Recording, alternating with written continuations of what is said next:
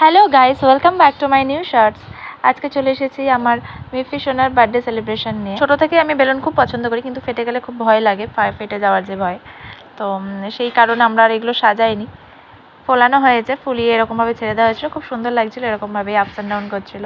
তো এরপরেই চলে এসছে কেক। ট্যানট্যানা, কি সুন্দর দেখো সবাই কেকটা খুব ভালো ছিল, খেতেও খুব টেস্টি ছিল, ইয়াম্মি।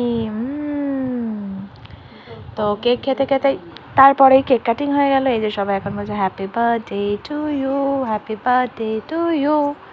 তো খুব সুন্দর গান করছিল, বর্দি ভাই ক্যামেরা করছিল, এটা খুব ভালো এসছে এই ফুটেজটা। তো দেন আমিও সামনে থেকে ওর ফুটেজটা নিয়েছি। কি সুন্দর বেলুনগুলো দুলছিল, কোনো রকমে বসিয়ে দেওয়া হয়েছিল আঠা দিয়ে। তো এই যে এবার কেক কাটিং হয়ে গেল, এবার বর্দি ভাইকে খাইয়ে দিচ্ছে, দেন আমাকে খাইয়ে দিল।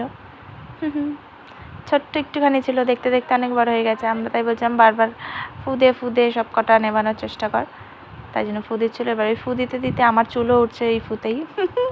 তো যাই হোক, এটা ফ্যানের হাওয়া আর এসির। তারপরে আমরা খেতে বসে পড়েছি। খাবারে ছিল mixed fried rice and chilli chicken, ভীষণ টেস্টি হয়েছিলো, খুব ইয়াম্মি। আর এটা মামি নিজে হাতে করেছিল। চাটনি, আমের চাটনি খুব ভালো হয়েছিলো। আর ফুচকা পাঁপড় দিয়ে এটা চুবিয়ে খেতে হেব্বি লাগছিলো, জাস্ট ইয়াম্মি, ওয়াও। আর আমি তো মিষ্টি খাই না, ওই জন্য ভাইয়ের পাত থেকে এই ফুটেজটা নিয়ে নিয়েছি তোমাদের দেখাবো বলে। আর তারপরেই ছিল কোল্ড ড্রিঙ্কস। এই যে কোল্ড ড্রিঙ্কসটা খেয়ে মনে হচ্ছে কি শান্তি গরমে।